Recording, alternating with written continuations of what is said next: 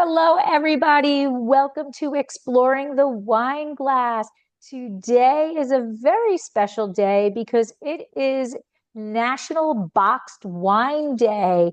And I am so excited because I have boxed wine to celebrate with, thanks to Tablas Creek. And I am sitting down with Chelsea Franchi, who is the assistant winemaker at Tablas Creek. And first of all, thank you so much because I know this is a very, very busy time of year. So I appreciate you taking an hour out of your time to sit down and talk boxed wine. Yeah, thanks for the break, Lori. This is great. Sometimes you need to get out of that cellar a little bit, right? Yeah, Out it's of the very field. quiet in here. It's lovely. Yes. So before we actually get into boxed wine, people who listen to this podcast, Jason has been on this podcast multiple times. He is one of my favorite people in Paso. He's probably one of my favorite people, but definitely in Paso, a wealth of knowledge. So some people are pretty familiar with Tablas Creek, and but let's just give them a revamp, a reintroduction to Tablas Creek. So tell us a little bit about Tablas Creek's history, a little bit about your history, and how the two intertwine. Absolutely. So, Tablas Creek is located in Paso Robles, California. We are a partnership between a French winemaking family, the Perrin family of Chateau de Beaucastel, located in the Châteauneuf-du-Pape region of the Rhone Valley, and a gentleman by the name of Robert Haas, who is Jason's late father. The story goes is that Robert Haas had a wine importing company on the East Coast, and he started his wine importing years essentially up in Burgundy. And then once people really started to trust his palate, he was able to expand his scope down to the Rhone Valley. And that's where he met the Perrins. So for a number of years, he was the sole importer into the United States of Perrin wines and the Beaucastel brand. And after a number of years of this working partnership and friendship, they decided to do um, basically their own adventure together. So they started Tablas Creek. They wanted to do Rhone wines in California. This at that time, that was, the Judgment of Paris, and all of a sudden California wines were coming onto the map and gaining notoriety and attention. And they wanted to try their hand. So they found this beautiful pocket here in Paso that basically ticked the three boxes they were looking for. One was the ability to dry farm. They wanted enough annual rainfall so that they could dry farm if they wanted to. Obviously, here in California, you can farm however you want to, but in the Châteauneuf-du-Pape, they are mandated that they are not legally allowed to irrigate most of their varieties. The other thing they were looking for was higher pH soils. We have an incredibly high instance of calcareous limestone shale out here, which really holds on to moisture quite well. So, we have a rainy season, which is different than how they get their rains in France, which is basically all year. We just have that one season, but these limestone soils are able to just suck everything up, and our root systems are able to tap into that, throughout the growing season. With some Um, nice examples right behind you. yes, yes.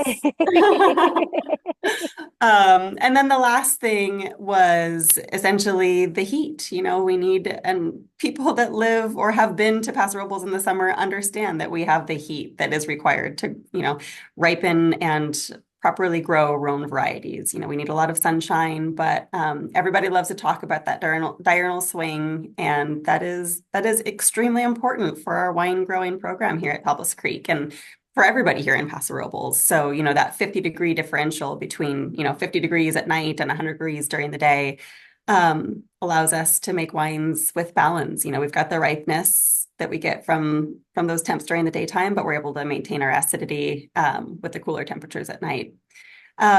So all of that being said, Beaucastel was really a pioneer as far as organic farming goes. And I think that really laid the groundwork for who Tablas Creek was going to become. So to that end, we are certified organic, we are certified biodynamic, and we are the first winery in the world to have achieved regenerative organic certification. And all of this is because Tablas Creek is a winery that is interested in pushing boundaries and really examining things from every possible facet and trying to find ways to do it better. And I can say that confidently because everyone on the team is tasked with that goal. So all of us here at Tablas Creek are basically looking deep into our specific areas and our arenas of expertise, and finding ways to improve upon that. So I've been here about 18 years, I believe, and Wow. seeing the growth and evolution. I mean, there's been a lot of changes, but it's all been with, a very concise goal in mind and very concise vision. So there's been a lot of evolution, but not a lot of upheaval or change or anything like that. Everything has been really focused. Okay.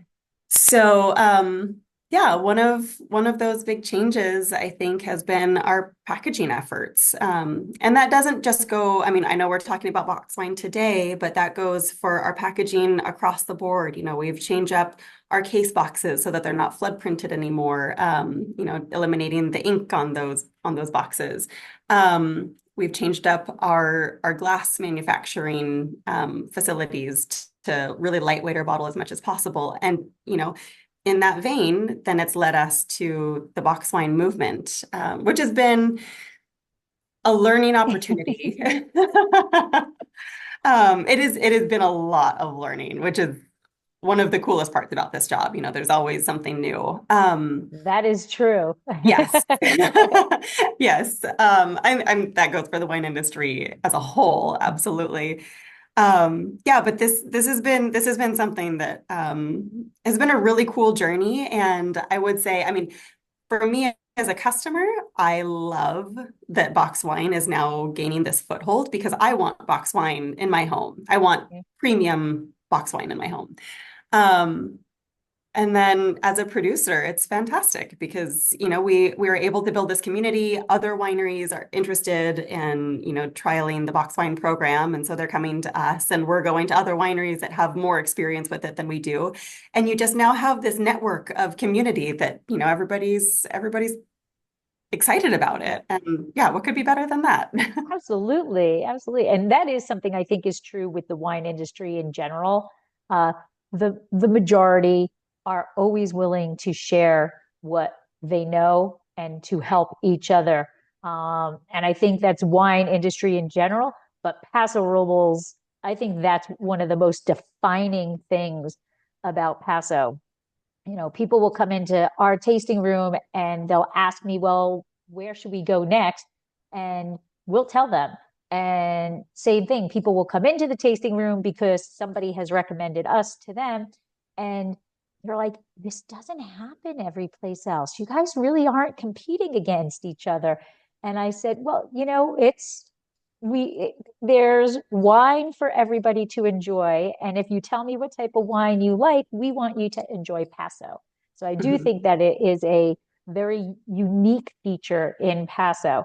But in terms of the wine industry itself as a whole, likes find likes and wine peeps find wine peeps, I think. Now, you said you were there for 18 years. You've been at Talis for 18 years. How did you get there to start off with? What Yeah, made you so decide, yeah, Tablas offered me this job, and yes, this is where I want to be? And then obviously, to be, especially in today's world, someplace for 18 years means that something is really good. Oh, without a doubt. So I'm from Northern California originally, the Sierra Foothills, which is now, a really, Yeah, really excellent wine growing region in its own right. Um, but I came to school, I went to Cal Poly and I studied agricultural business and wine and viticulture. And I had been applying for just winery positions. I wasn't 21 at the time, so I was basically looking for, a bar back position or something, right. something like that, so that I could at least get a foothold. And then when I turned 21, could start, pouring wine. So there was a greeter position available at Tablas Creek, and I took the job and it was basically a glorified hostess where I worked on the weekends, and, told people that I would come get their party when a spot opened up at the bar. And it was great. It was so fun because I got to be around people that were wine tasting and on vacation and having a great time. And um, I just loved the spirit of Tablas Creek. I mean, the people that work here, it attracts a special kind of person. It's people that are interested and engaged and excited and motivated and just inspired, just really Mhm. inspired humans here. So it's this microcosm of Stoke, which is, I just love being in that environment, and I just feel incredibly honored to be in that environment.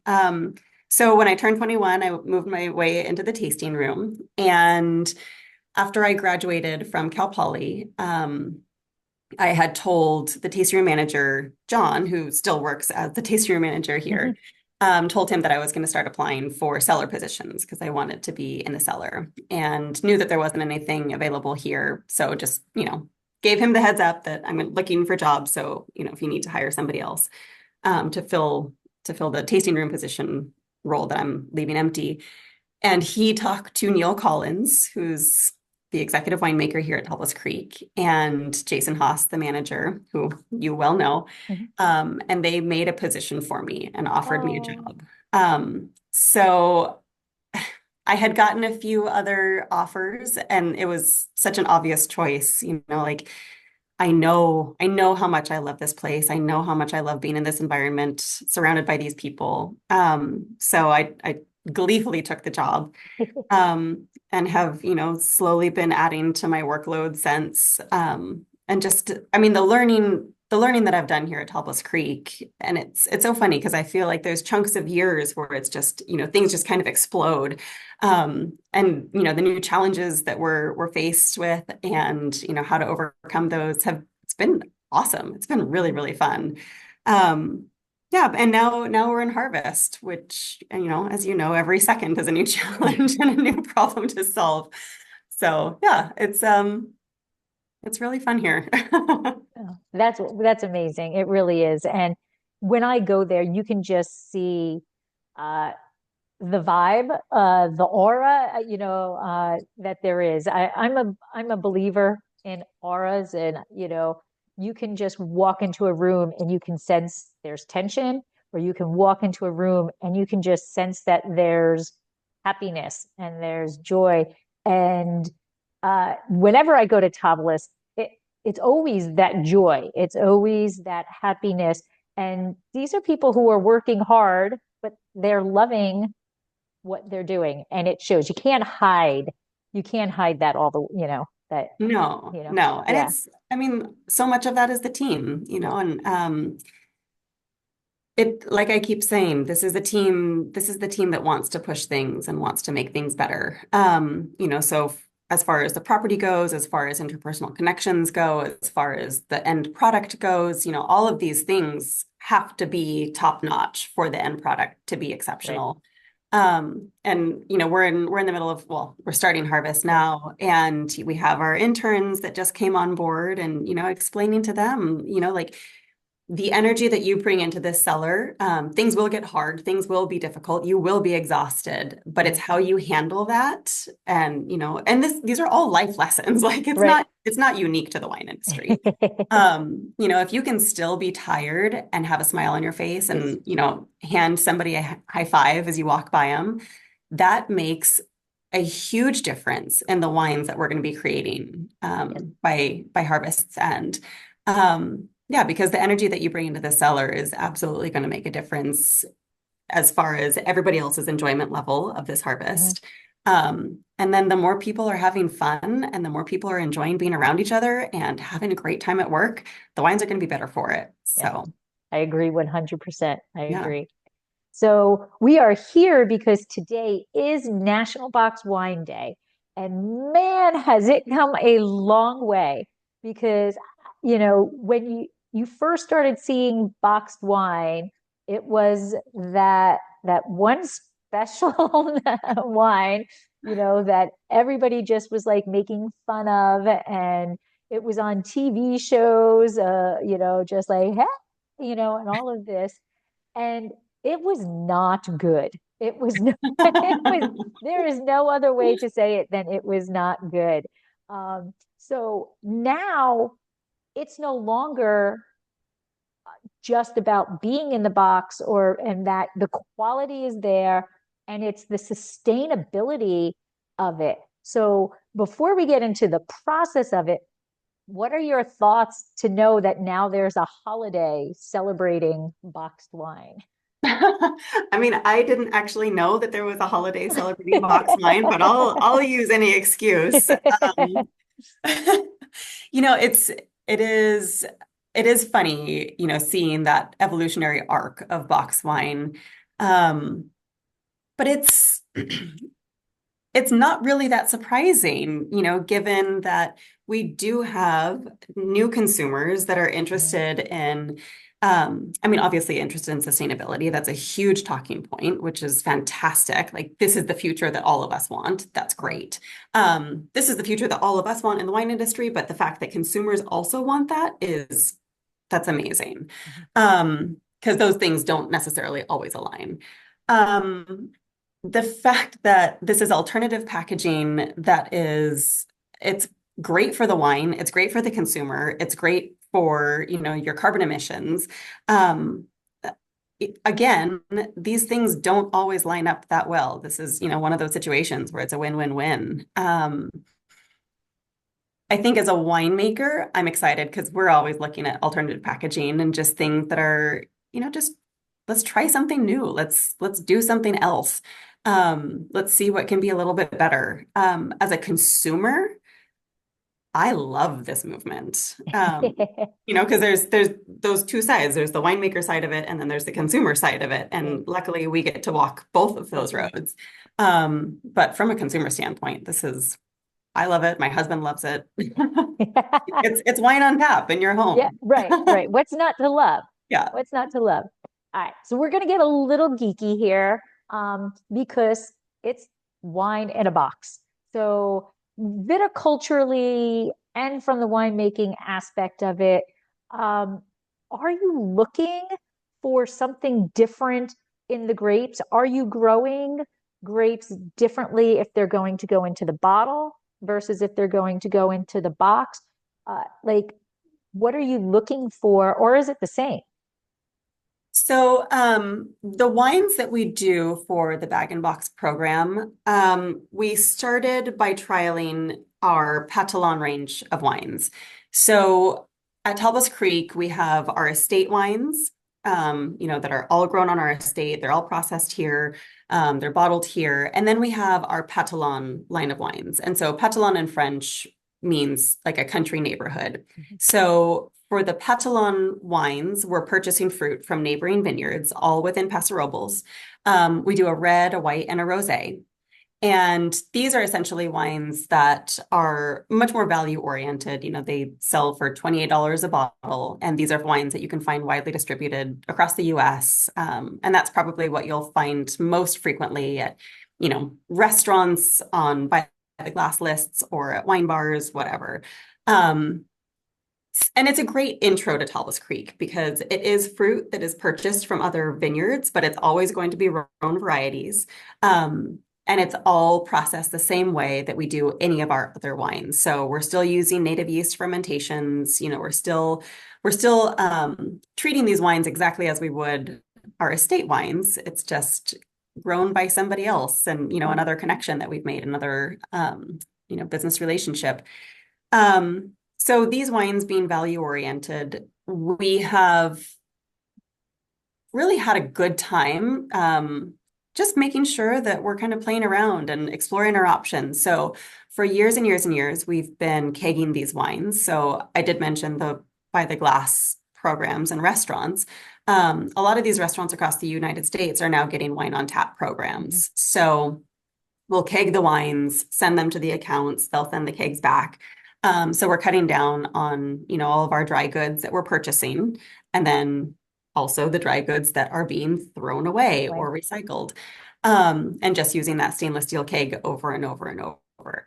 And that has been a really successful program for us. It's been great for all these restaurants. It's even better for the people that are buying these by the glass wines that are on tap versus in a bottle that have been open for who knows how long.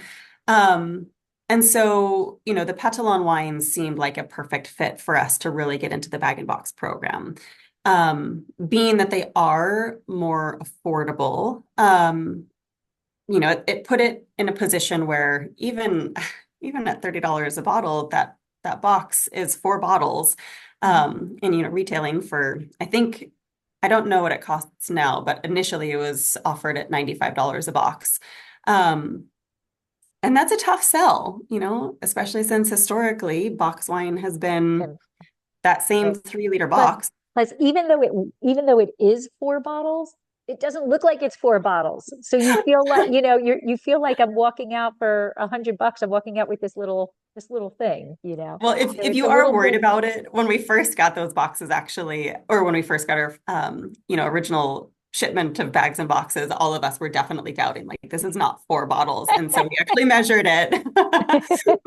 We've done our due diligence because all of us doubted it too, but it is in fact 3 liters. Um, yeah, but that seemed like a really great place to start, because this is something that, it's an easy wine to drink, and we want this to be something that is easy and approachable and, good for all occasion kind of situation, or something that, if you just want a glass of white wine, Right. once a night, this is going to be a really easy wine to just enjoy. So we started with those 3 wines, the red, the white, and the rosé from Petalon. And then last year, we also introduced a chillable red from our estate, which is what you have. So that's the Alouette Grenache. And it's just light and affable and juicy and entirely crushable. And that one did not last long in my house. And that one's kind of interesting because we only did that wine in box last year. Okay. And then this year we expanded it so that we did a box wine component, and then we also added 750 milliliter Yeah. bottles. So Okay. we're kind of going So backwards now. back and forth. But so is when you're harvesting that fruit, is it the chemistry of it, is it the same whether it's going in the box or in the bottle? It is. So, sorry, I got sidetracked there, but That's okay. essentially what we're doing is we are making our wine. And it's going to be the same no matter what format Okay. it's being packaged in. So whether it's going into 750 milliliter glass bottle, whether it's going into keg, whether it's going into bag and box, it is going to be the same wine, the same blend. Um, the difference is, however, we do need to make sure it is really well protected. So wines that are going into bag and box format, we do need to make sure that they have extremely low dissolved oxygen levels. So that means that we are, keeping that DO very, very low, bubbling CO2, bubbling argon, bubbling, nitrogen, keeping it blanketed really well, keeping all those always stainless steel barrels topped up to the very top. Um, because, with glass, it's a pretty impermeable material. Container. Right. And then if you with those wines, we use a screw cap closure. So the ingress of oxygen into that package is next to nothing. Um, and that's the challenge with bag and box is that, it's not meant for aging. These are wines that are not meant to hold on to for really any amount of time. They are meant to enjoy. Right. They are meant to bring home and open and consume with glee. So, yeah, with these wines, it's really just making sure that they are well protected from oxygen. So, there are considerations as far as which wines are more appropriate for this package. One of the things that we do need to watch out for, you really don't want anything with high volatile acidity. You don't want anything with too high titratable acidity because that can really increase the transmission of oxygen into the bag. And then the other thing is, I mean, as far as, this is more of a consideration once people get it home or where it's stored. Temperature, like higher temperatures, will also increase that oxygen transmission rate. So if you have kind of a lower to average TA and a very low volatile acidity level, and you keep your wine in the bag and box format cool. I mean, we say that could probably last for up to a year. We recommend about 6 months. We'll shorten that just to make sure that, Safer. the product that you're enjoying is going to be at peak performance. And these are just as far as like when you open it and start to Mhm. enjoy it. And then we say, once you open it, probably within the next 6 to 8 weeks, probably. Okay. Yeah. If it lasts that long. And that's what we hear over and over and over is I don't know, I think there might be a hole in the bag because that went really fast. So you guys do have your own bottling line. Is this how is this actually bagged? I can't say bottled. How is this Yeah. actually bagged? So we did. We did purchase a Tor semi-automatic bag and box machine. Um, and that was how we did the first few years of bag and box runs.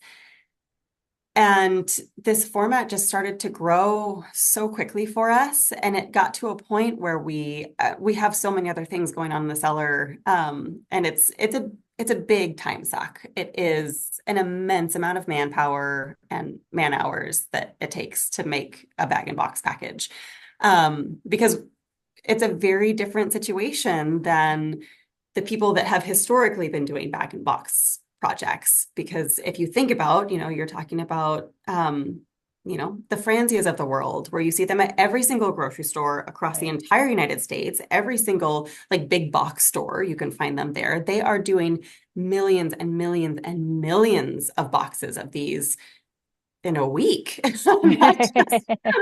mean, it's astronomical. Like my brain understanding how this operates at Tablas Creek cannot understand how they operate there because it's a very different program. Um, and so for them, they have the fully automated lines, they have everything that's done on the machine, and they have cameras to make sure that things are going as they should because it's going by too quickly for the human eye to catch. And we are obviously not that, we are doing everything by hand. And so the bag and box segment is not really outfitted for people like us. It's not Right. really built up for wineries of our size. And I do think that is changing, because so many more wineries are looking into this and interested in this. And so I think that will start to change. But when we first got off the ground, it was just, kind of figuring out from scratch. Overwhelming. It Yeah. was overwhelming and it was just a lot of time. And that's, it's a worthwhile investment, absolutely. And I'm glad we spent the time and I'm glad we put in the effort. Um, since then, we have sold the Tor machine. So one of our neighbors here in Paso Robles has it. So it still lives on in Paso and is making a great product down the road. And we now contract with a company located up in American Canyon, and they are essentially a bottling specialty house. So Infinity Bottling up in American Canyon specializes in bottling, they are a contract bottler. So people, send their wine up there and they handle all of it. And they purchased a semi-automatic bag and box machine. And one of the reasons we decided to do that was because we were learning a lot, but we are winemaking specialists and we are not necessarily packaging Packaging. specialists. And yes, we want to learn, but we definitely don't want to learn on the go. Mhm. And we absolutely certainly do not want to learn at a consumer's expense. And so finding a partner like Infinity Bottling that is a packaging specialist and they have a very robust lab that is fully staffed with people that are constantly doing QC checks and doing that wet chemistry, Mhm. and knowing what to look for and knowing their machines inside and out. That is a major boon for us because now we have peace of mind that we send our wine up there exactly as we want it, and they take care of Right. the rest, and they do a very, very good job of it for us. My husband and I, we both come from product development. Hmm. So, and bags like these, the machines that do them for just food products, there's a lot that can go wrong, between the hermetic seal and just keeping the temperature And then a lot of time, with the wine, then you can't really do the temperature that they really want it to be at to seal the bag because then you're in the wine. Hmm. So I get there could be a lot that goes wrong in this tight little box and putting it together. So I can imagine what it was like on the line trying to do it. I've never seen a wine box be put together, the bag and box be put together, but food products that, if you just think about food store or not food stores, but restaurants and those big places that, these bags are in a lot of places. Hmm. And there's a lot that goes wrong when you're trying to get the bags, the way they're supposed to be.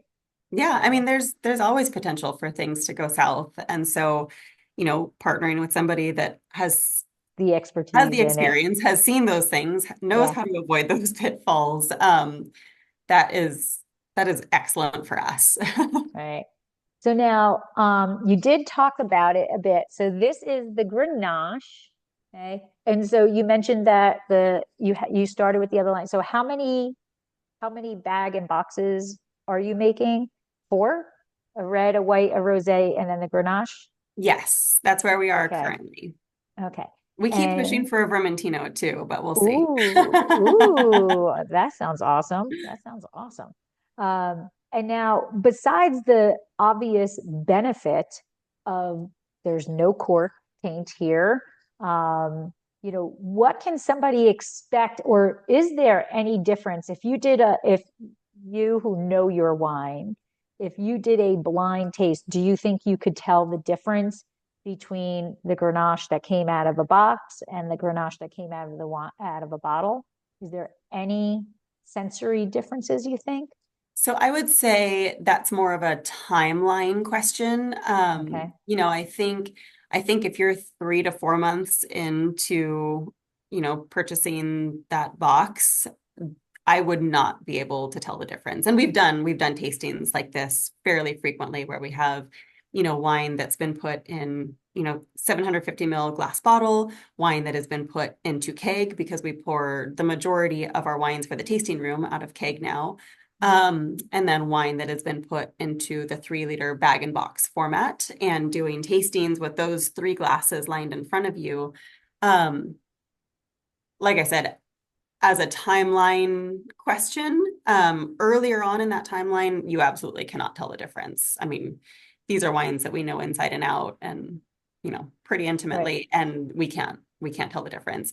I would say though, later on in that timeline, as you start to shift that down, if you're getting close to a year after that wine goes into bag and box, there's definitely a difference. Because you do have much more oxygen and transmission and ingress.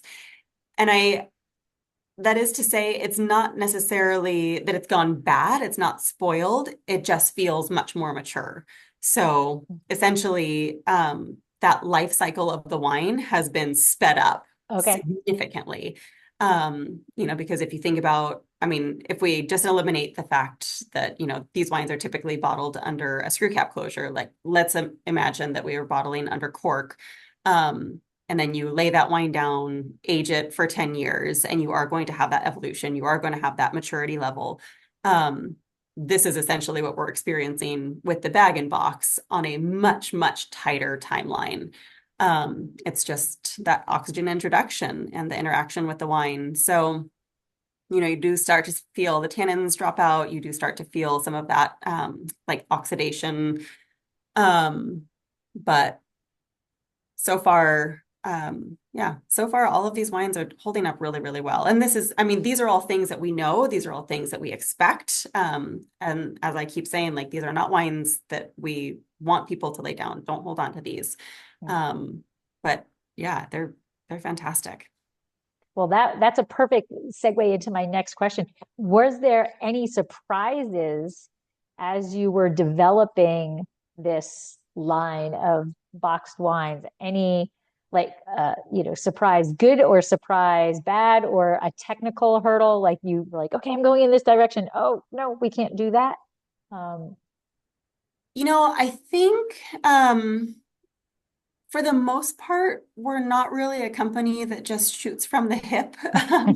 We do try a lot of things, but we do a decent amount of due diligence beforehand.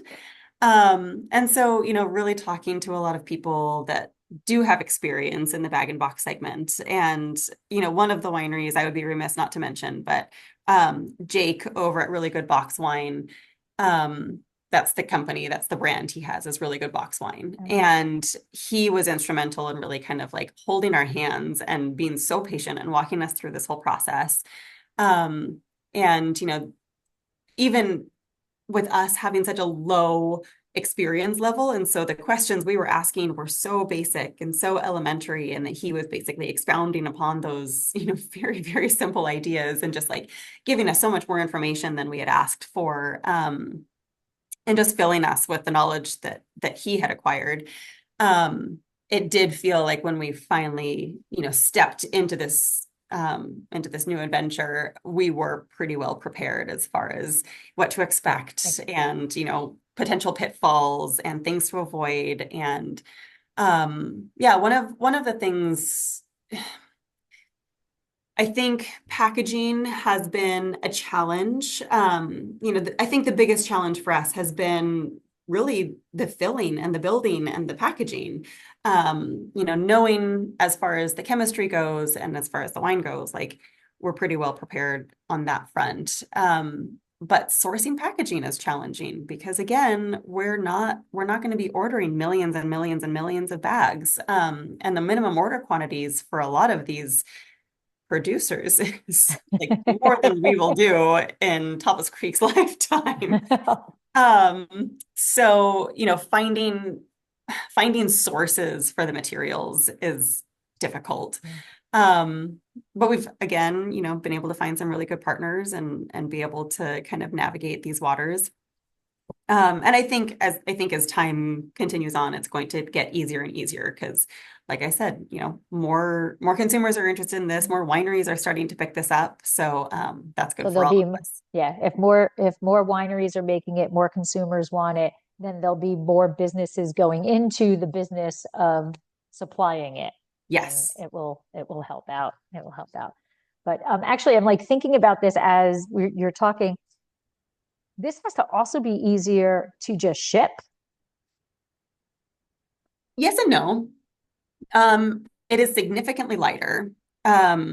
So we talk about, the carbon emissions of bag and box versus, 4 bottles of wine. Mhm. And our Actually, carbon on the back emission, of the box. yeah, there you go. There's all the intel.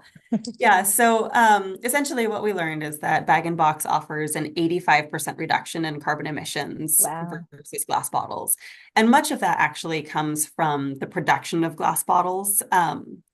To make a glass bottle takes an immense amount of energy because you have to heat the glass up until it's just in this molten state. Um, and it requires a lot of energy. And then you're shipping the bottles, from the production facility to the winery. And then once you fill them, you're shipping them from the winery to wherever they're going. Um, and then, our recycling situation in the United States isn't quite as robust as we would like it to be. And so whether or not these are properly recycled is really anybody's guess, which is Right. frustrating. And so with the bag and box, you are cutting down on that initial carbon emission suck from the production of glass. It is a plastic product, which is not necessarily the ideal for us, but there's always going to be this balancing act. Unfortunately, there is no perfect answer. Mhm. So we are kind of just, trying all different things and seeing what's best. But right now it's just kind of like spreading it out and trying to do the least harm. Um, so yeah, I think with all of these things, the four bottles of glass being shipped is we have containers. Your original question was, is it easier to ship these Right. boxes? We have containers, with like the recycled pulp that are like specially molded to these glass bottles. Um, the bag and box has been different because we didn't have specialty shippers. So in the early days, we were getting, calls from customers that had ordered 3 boxes and they had kind of gotten smashed in transit. And so we were Oh, sending okay. them replacements. But now we have worked together with some of our other suppliers, and they've created these like special nesting boxes that cradle them. So again, the challenges seem to be like the actual packaging. Packaging. It's always the packaging. I think we've got it now. But yeah, I think the challenge is that, with the glass bottles, we have things in place. Like that's industry Right, standards. Everybody's doing that. Everybody has, you know, your preferred method of shipping those wines. right, And then to ship a bag and box, you're basically starting from ground zero and figuring it out as you right, go. right, So I do think we've got it locked in pretty well now. So we've got 1 and then 2 and then right, 3 box shippers, depending on how many you're ordering. right. Um, yeah, but it's all a learning Yeah, process. that's very good. And with that concept of bag and box is really, US is kind of slow on it, but it does it does have the earlier years had such that bad reputation of it just was like really bad cheap wine. Then you have the juxtaposed position of Tablas Creek that is absolutely not just bad wine. So when you first introduced boxed wine, were people kind of perplexed? Were they like, I'm not really sure what to do with this because there's so much quality, and now here's a box. What am I doing here? No, I would say quite the opposite. Good. People were Oh, so yay. excited. No, it was fantastic. Lori, the initial response we got when we released that first batch of bag and box, we did a smaller run of rosé. And I think we did, I don't know, maybe 700, 800 boxes. We're just dipping our toe in the water and seeing what this looks like, unsure of what was going to happen, and thinking, well, if people don't really buy it, then we'll buy it. Like, all of us will buy it. And it sold out in 4 hours. And Oh my people gosh. people that missed out on the window were very upset, and let us know. That's awesome. Was that to like your club members to start off with? Or It did you just, yeah, was, okay. yeah. I think it was. 4 hours. That's like faster than concerts. I mean, it was crazy. It was crazy. I mean, people are like running through the offices, like, oh my gosh, what's happening? Yeah, and it's so cool. It's so cool because we get so excited about things, and then when that translates to, the outside, because we get excited about our own ideas, and that's why Yeah. we do them. That's why we do them. But when other people get excited on the same level, uh, that's when the magic happens, I think. Yeah, so we've slowly been increasing, our production amounts and just letting people know well in advance, like, hey, this is when it's being released. If you want to get your hands on this is the day. Get on the computer at midnight because that's when they start. Yeah, luckily it's no longer like that because we have a much better understanding of how much people are going Right. to want, and being able to fulfill that. And one of the things that we started doing, especially with the rosé, is boxing it in stages. So we do 2 boxings a year now. So Okay. we'll do initial boxing kind of at the maybe tail end of January, early February to satisfy, that early rosé season. Right. And then we'll do another boxing in June to satisfy Okay. kind of like the summer The second. segment. Huh? And just most of that is to make sure that, what's being sold is of utmost freshness Freshness. and, yeah, like perfect for when they're going to be consuming it. So, if people want to, like, you still want to drink rosé in August, but if it Yeah. was bottled back in January, then, for our thinking, you're kind of pushing that timeline. But now we've been able Yeah. to split that up a bit and just make it better for everybody. Right. And like here in the US, I think that we are so far behind in accepting things. They just don't want to accept change. They're not very good with accepting change. So, like the screw cap, it took forever for people to say a screw cap is not bad wine, right? I mean, I know so many people who were adamant, I will never drink a wine that's under screw cap. And now they're drinking wine under screw cap, Yes. and we still have that research of that people think a quality wine, there was a research of the same wine, they pulled a cork and they unscrewed it in front of people. It was the same exact wine, and people voted the cork to be a higher quality wine, and it was the exact same wine. So we're still stumbling over, accepting things or whatever, or the perception of it. And so the boxed wine, I just learned this. The box wine was actually patented in 1960.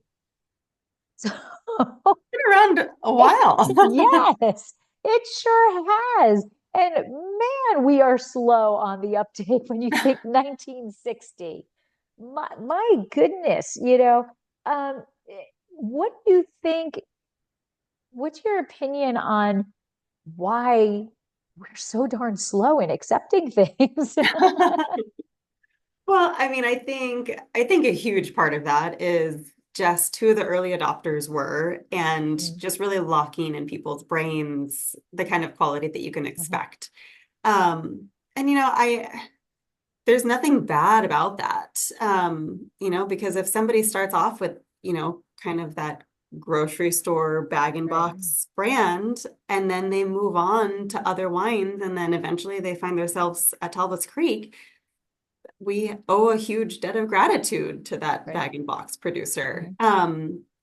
And you know what? On the other side of that coin too is if people just start with that bag and box and that's what they like and that's what they're going to drink, more power to you. Like Right, we're all here for a good time. And if right, that makes your day a little bit better having that in your glass, then have at it. But I think for a lot of consumers, it's the perception, like again, it all comes back to perception. So if they imagine that um, there's a specific kind of quality that is to be associated with that packaging format, why would you spend $100 on a box right. of something Yeah, else, especially if you don't know Talbot's Creek? The benefit that we have is that we do have a very strong direct to consumer relationship, with our wine club members and people that come into our tasting room. And so being able to talk one-on-one with people and, teach them about bag and box and um, even sample them on it. Like we typically have one of the bag and box open here. And so like I'm sure you can have somebody come into the tasting room and do a side-by-side right, tasting like you were talking about earlier of, the 750 milliliter glass bottle versus the bag and box. And so that they can actually experience firsthand that like this is the same wine. It's just a much more more, truly practical format. right. Yeah, Much easier to carry this than four bottles, absolutely. right? Absolutely. Yeah. And so Tablas Creek, and you did mention it earlier, Tablas Creek is just synonymous with regenerative, organic, all of sustainability.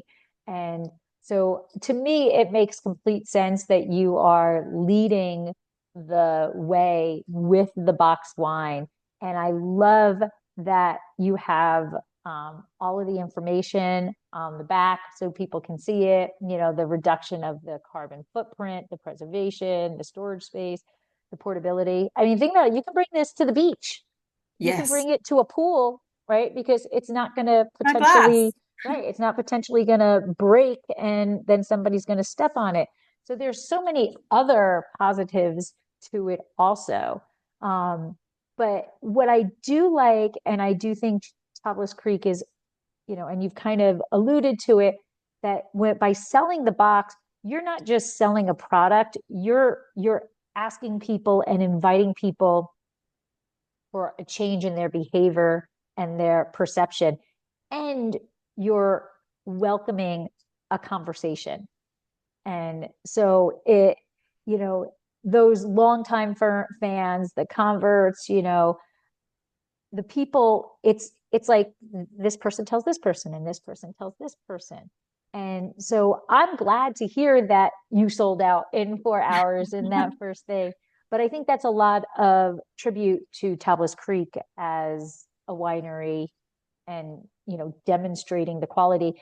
Because I don't think anybody who knows Tablas Creek would think for a millisecond that you're going to put out something that's not a quality wine. Right, right. Yes, we care very deeply. And I mean, you're talking about, you know, again, building that community, and the people that walk into Tablas Creek do want to be part of that. And we want them to be part of that. And a huge part of that is education. And everybody that works in our tasting room is highly educated as far as, Tablas Creek wines are concerned, Rhone wines are concerned, Beaucastel wines, Mhm. farming practices, things that we're doing. And so to walk into our tasting room and get an education like that now brings everybody into our orbit and, part of our world. Yeah. So having consumers that are interested and really, getting a great product and doing something that I hope is, like pushing the needle in the right direction. We're all in it together. Yeah, yeah. And so we're coming up on the hour, and I don't want to keep you long, but I want to make sure, is there anything that I missed about boxed wine that you want people to know, or maybe two fast facts or something like that, that people can remember about boxed wine? Um, I I think the two fast facts, we already touched on it, but I think it's definitely important to hammer home, keep it cool. Keep it in a dark, cool environment, and that'll treat you well. Um, I think the chillable wines are probably the best bet, just because you can just stash them in your fridge and they're always there for you. And I think, support the format. And I'm not just talking about Tablas Creek. Obviously, I hope you enjoy the Tablas Creek wines, but there's a number of other wineries, not just in Paso Robles, but throughout California, that I know are doing some really, really fantastic bag and box wines. Yeah, go out and give them a try and support your local winemaker. Yes, yes. And then lastly, before we go, how can people find Tablas Creek? Uh, are we by appointment only? And can we order bag in box online? Or is it at the tasting room only? Tell us how to get this wonderful wine. Yeah, so I would say the best thing would be to come visit us at Tablas Creek, because then you get the whole immersive experience, which is definitely going to be the ultimate. So we're in Paso Robles, California, and you can visit plenty of other wineries while you're here.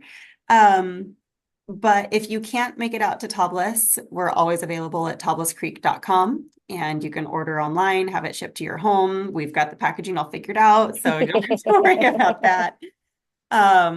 Yeah, but definitely the way to do it would be to come out here and visit us in person. And now I see you moved your sign, so it's easier to take a picture of. Yes, there's plenty of beautiful photo opportunities, but even better, plenty of memory opportunities too. Learning a little bit about our farming and our house here, and just our community here in Paso Robles. And I will also say, to follow Tablas Creek, follow Jason Haas on social media, because he is a walking encyclopedia, man. It's true. he It's true. you can go up to him and say, what was the vintage, blah, blah, blah, blah, like, and he will whip that information out. And I'm like, okay, well, I need to look into my notes of what that, you know, but every time he's live, I get that notification that he's live, and I will always go check it out, because he is never just on for kicks. He No. is always on with some information that is intriguing, interesting, and so educational that it just helps you understand what you're doing at Tablas Creek and why it's so important. And just in general, just if you're interested in learning about wine, which I assume people are if they're listening to this podcast, because this is what we do, then you need to follow him also, because the education just exudes out of him. So thank you so much for taking time. And I wish you a very happy and productive and successful harvest. I don't know how many lines you've already got on your board of what's been pulled in. Um, I'm sure it's at the emptier side at this point, soon to be extremely full. Yeah, we're getting ready, but this weather's holding out. So yeah, I think Mm, we've got a mellow couple days and then we'll get back into back it into next it. week. But Lori, thank you so much for having me. This was really Awesome. fun. Awesome. Thank you so much. You have a great day. Good luck with everything. All right, thank Yeah. you. Thank you.